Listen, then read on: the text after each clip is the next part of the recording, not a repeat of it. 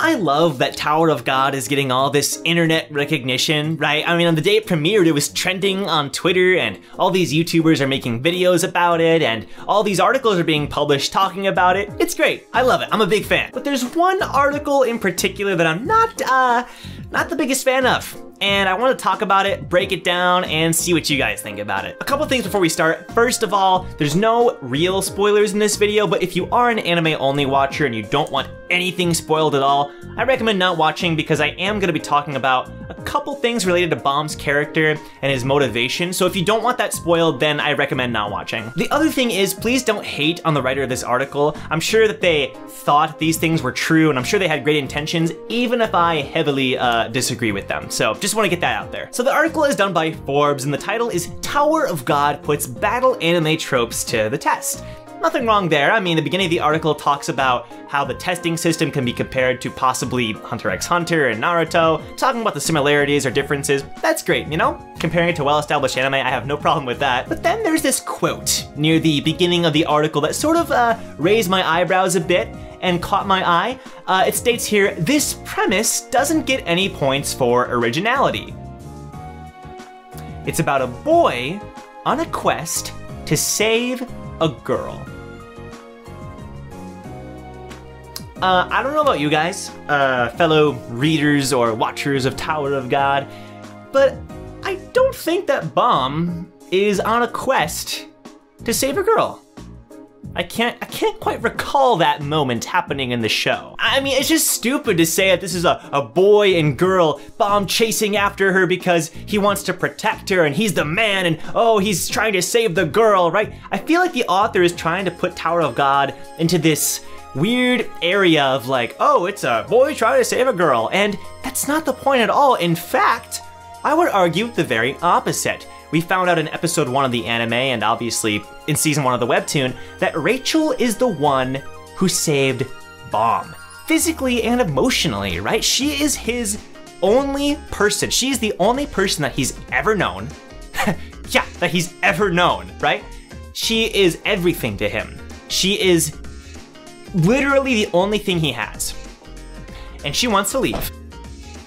Bomb isn't thinking, oh, I gotta protect her. He's thinking, I need her, right? We don't really know what Rachel's motivation is at the time in the anime, but Bomb needs her. He needs her to continue saving him and protecting him. She literally is everything to him, and he will do everything to get her back. But, you know, I mean, it's fine, as long as it's not trying to make Bomb and Rachel out to be this romantic couple. I mean, that'd be really stupid, right?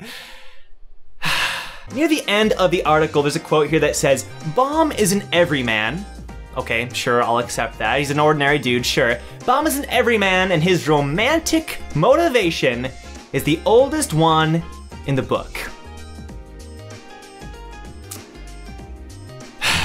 Not once is it stated that, at least so far in the anime and whatnot, that Bomb and Rachel have this romantic thing going on. Never once has Bomb blushed when he sees her, or when she mentions, when someone mentions her name. Bomb was a kid who was just in this cave, and we have no idea how, who knows how, right? And he wants to get out. He's never met another person, right? And lo and behold, someone appears to him and stays with him and basically raises him, right? I mean, pretty much. It's not clear how long she was there with him, but she was literally the only person he'd ever gotten to know and love. Yes, Bomb loves Rachel, but Bomb doesn't even know what romance really is, right? He's a kid.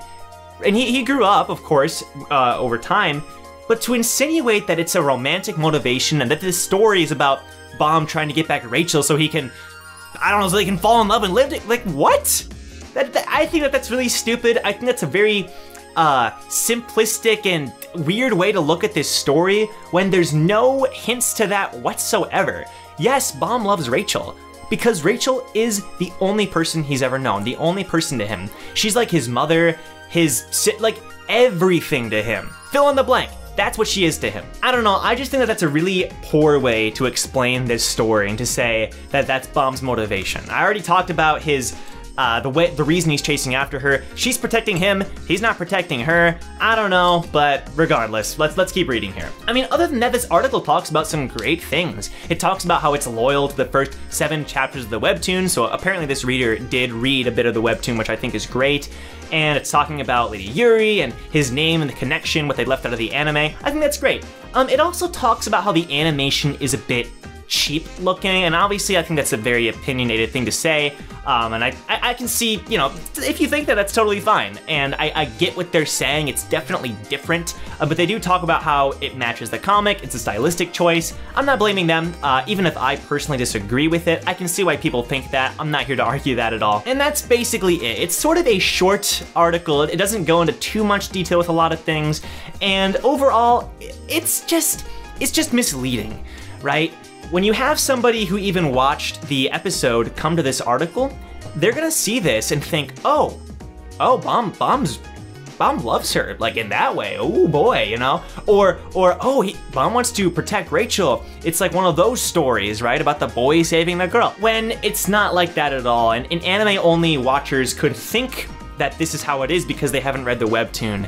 I just think it's a really simplistic, again, and foolish way to view the anime, and I just don't want this misconception to continue spreading. So that's it. That's all I want to talk about. I just wanted to talk about this article, and again, overall, it's a fine article. Don't hate on the writer at all, but let's clear these misconceptions up. Let's not make people think that this is just your typical show, right?